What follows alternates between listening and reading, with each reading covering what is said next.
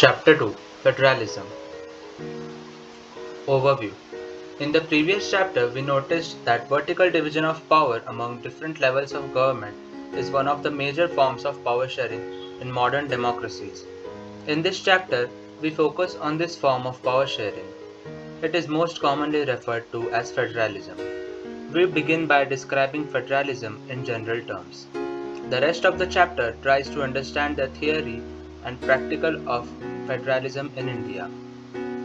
A discussion on the federal constitutional provisions is followed by an analysis of the policies and politics that has strengthened federalism in practice. Towards the end of the chapter, we turn to the local government, a new and third tier of Indian federalism. What is federalism? Let us go back to the contrast between Belgium and Sri Lanka that we saw in the last chapter. You would recall that one of the key changes made in Constitution of Belgium was to reduce the power of the central government and to give these powers to the regional governments. Regional governments existed in Belgium even earlier. They had their roles and powers, but all these powers were given to these governments and could be withdrawn by the central government. The change that took place in 1993 was that the regional governments were given constitutional powers that were no longer dependent on the central government. Thus, Belgium shifted from a unitary to a federal form of government. Sri Lanka continues to be, for all practical purposes, a unitary system where the national government has all the powers. Tamil leaders want Sri Lanka to become a federal system. Federalism is a system of government in which the power is divided between a central authority and various constituent units of the country. Usually, a federation has two levels of government. One is the government for the entire country that is usually responsible for a few subjects of common and national interest. The others are governments at the level of provinces or states that look after much of the day-to-day administrating of their state. Both these levels of governments enjoy their power independent of the other. In this sense, federations are contrasted with unitary governments. Under the unitary system, either there is only one level of government or the subunits are subordinate to the central government.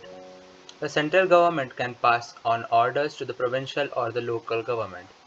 But in a federal system, the central government cannot order the state government to do something. State government has powers of its own for which it is not answerable to the central government. Both these governments are separately answerable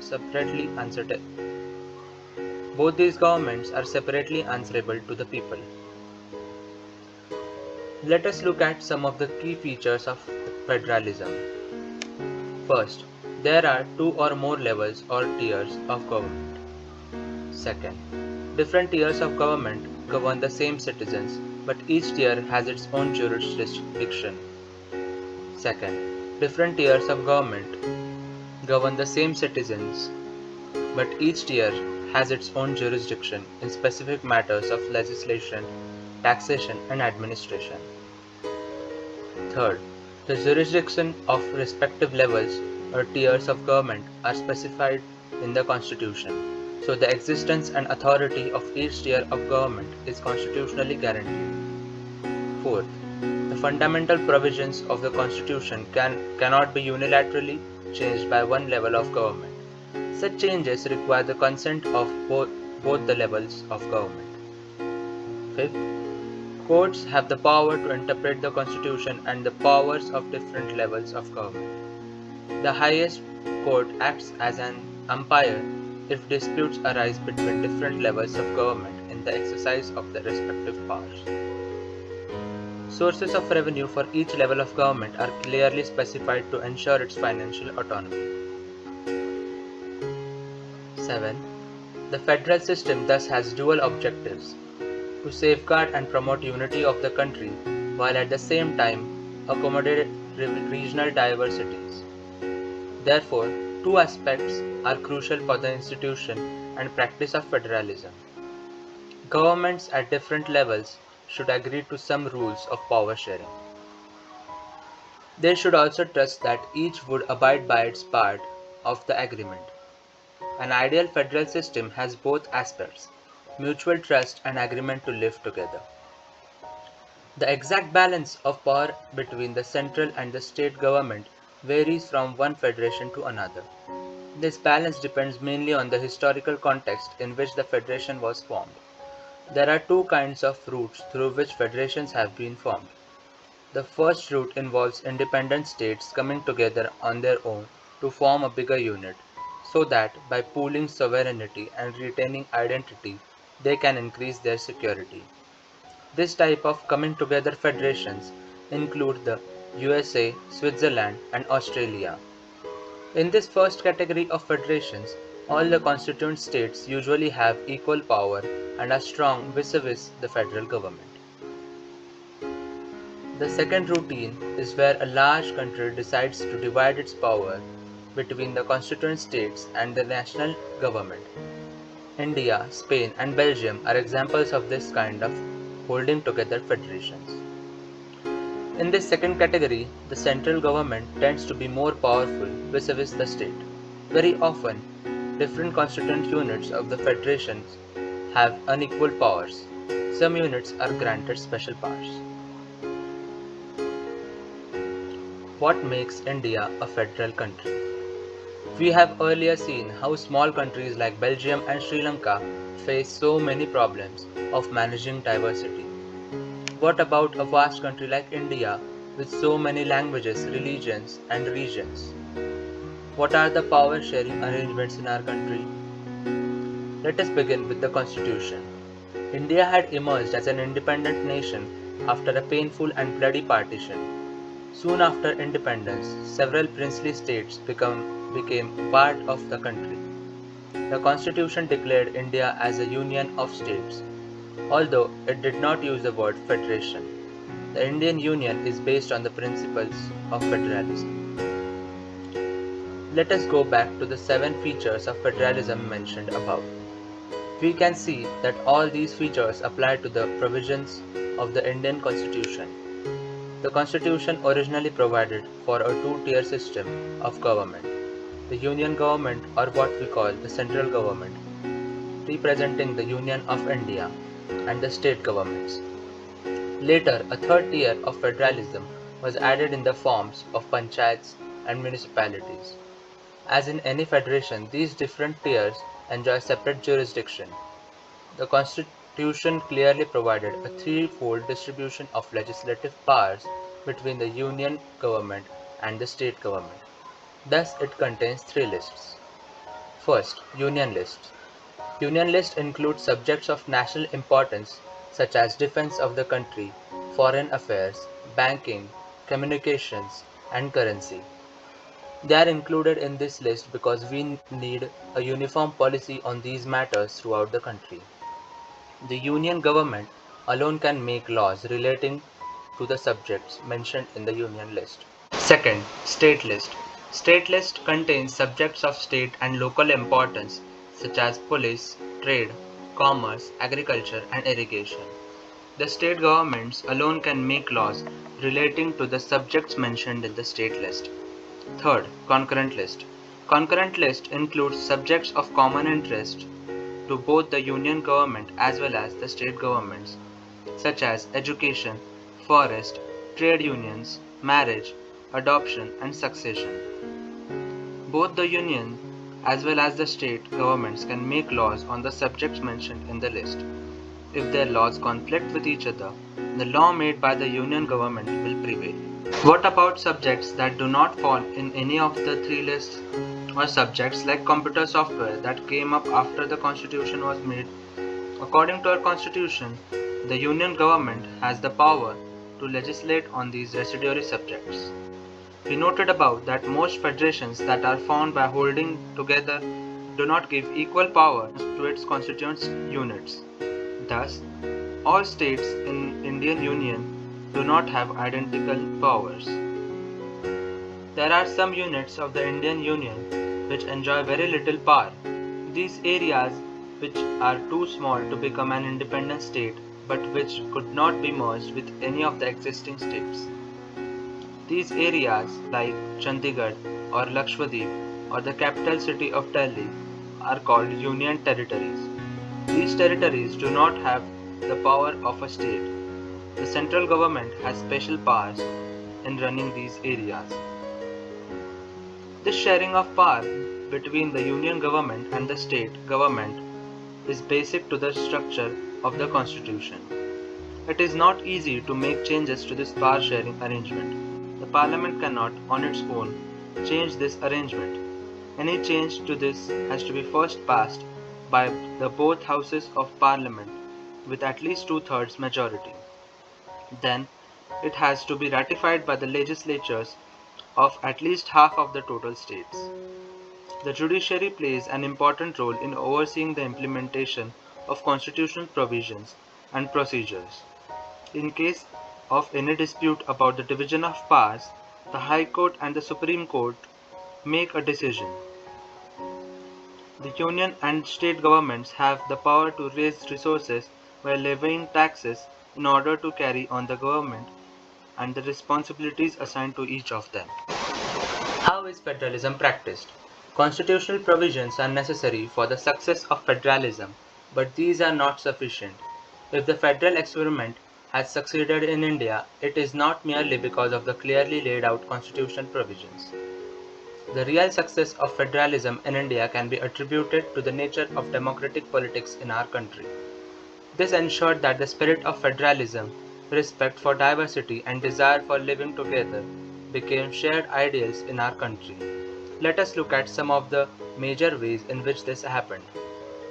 Linguistic states. The creation of linguistic states was the first and a major test for democratic politics in our country.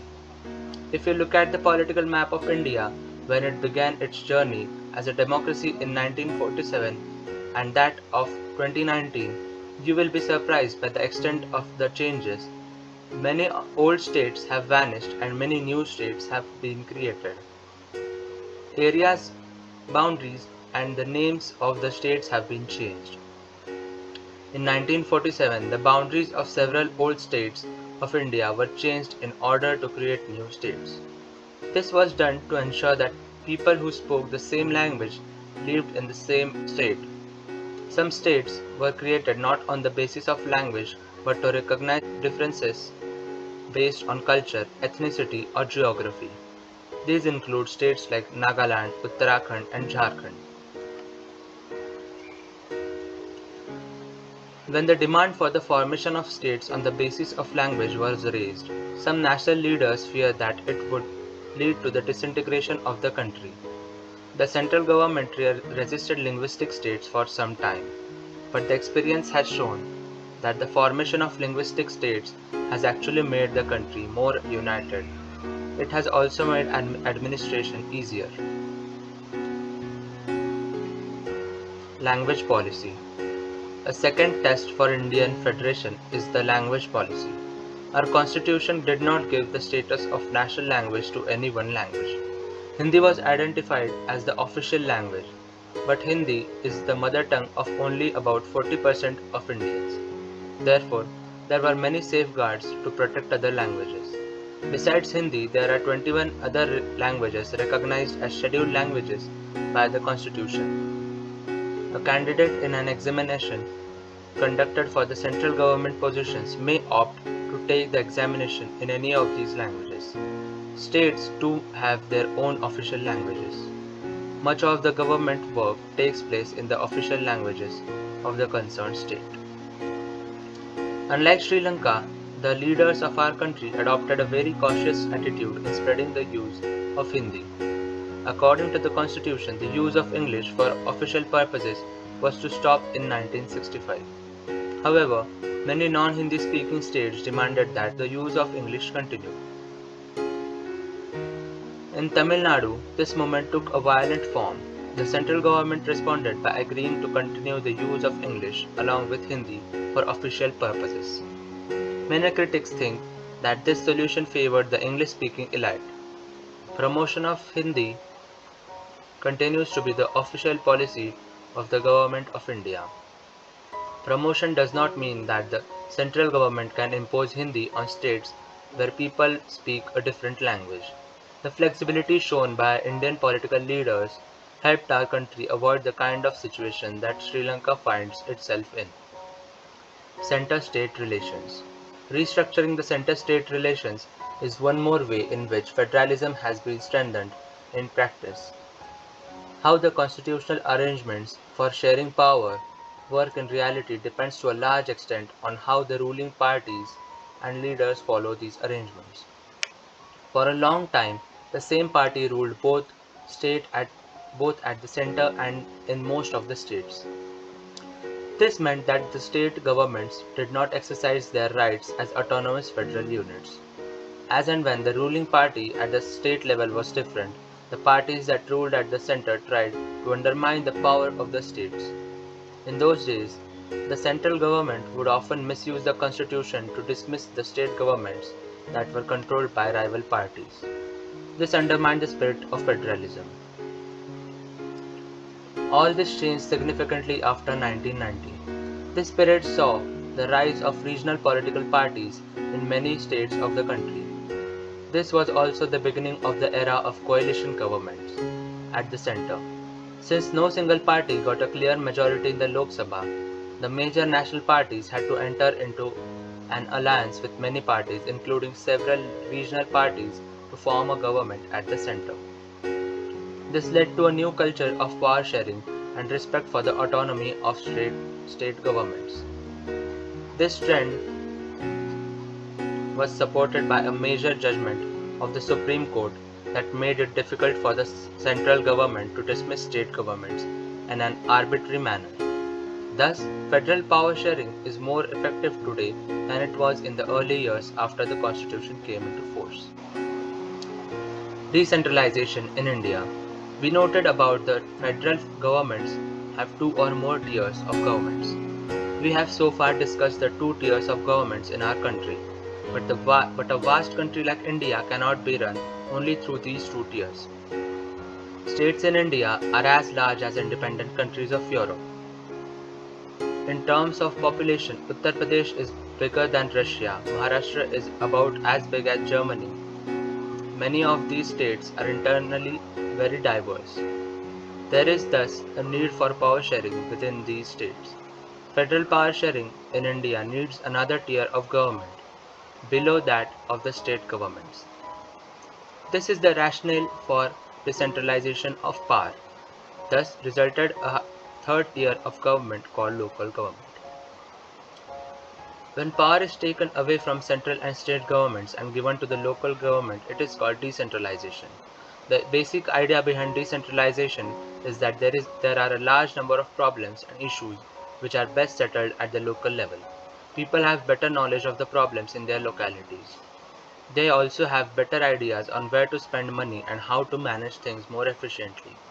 Besides, at the local level, it is possible for the people to directly participate in decision making. This helps to inculcate a habit of democratic participation. Local government is the best way to realize one important principle of democracy, namely local self-government. The need for decentralization was recognized in our constitution. Since then, there have been several attempts to decentralize power to the level of villages and towns. Panchayats in villages and municipalities in urban areas were set up in all the states, but these were directly under the control of state governments. Elections to these local governments were not held regularly. Local governments did not have any powers or resources of their own. Thus, there was very little decentralization in effective terms. A major step towards decentralization was taken in 1992. The constitution was amended to make the third tier of the democracy more powerful and effective. Now, it is constitutionally mandatory to hold regular elections to local government bodies. Seats are reserved in the elected bodies and the executive heads of these institutions for the scheduled castes and scheduled tribes and other backward classes. At least one-third of all positions are reserved for women. An independent institution called the State Election Commission has been created in each state to conduct panchayat and municipal elections. The state governments are required to share some powers and revenue with local government bodies. The nature of sharing varies from state to state. Rural local government is popularly known by the name Panchayati Raj. Each village or a group of villages in some states has a Gram Panchayat. This is a council consisting of several ward members, often called Panch, and a president or Sarpanch. They are directly elected by all the adult population living in that ward or village. It is the decision-making body for the entire village. The Panchayat works under the overall supervision of the Gram Sabha. All the voters in the village are its members. It has to meet at least twice or thrice in a year to approve the annual budget of the Gram Panchayat and to review the performance of the Gram Panchayat. The local government structure goes right up to the district level. A few Gram Panchayats are grouped together to form what is usually called a Panchayat Samiti or a block or a mandal. The members of this representative body are elected by all the Panchayat members in that area. All the Panchayat Samitis or mandals in a district together constitute the Zilla District Parishad. Most members of the Zilla Parishad are elected. Members of the Lok Sabha and MLAs of that district and some other officials of other district level bodies are also its members. Zilla Parishad chairperson is the political head of the Zilla Parishad. Similarly, local government bodies exist for urban areas as well. Municipalities are set up in towns. Big cities are constituted into municipal corporations. Both municipalities and municipal corporations are controlled by elected bodies consisting of people's representatives. Municipal chairperson is the political head of the municipality. In a municipal corporation, such an officer is called the mayor. This new system of local government is the largest experiment in democracy conducted anywhere in the world. There are now about 36 lakh elected representatives in the panchayats and municipalities, etc., all over the country. This number is bigger than the population of many countries in the world. Constitutional status for local government has helped to deepen democracy in our country. It has also increased women's representation and voice in our democracy. At the same time, there are many difficulties. While elections are held regularly and enthusiastically, Gram Sabhas are not held regularly. Most state governments have not transferred significant powers to the local governments, nor have they given adequate resources. We are thus still a long way from realizing the ideal of self-government. Thank you.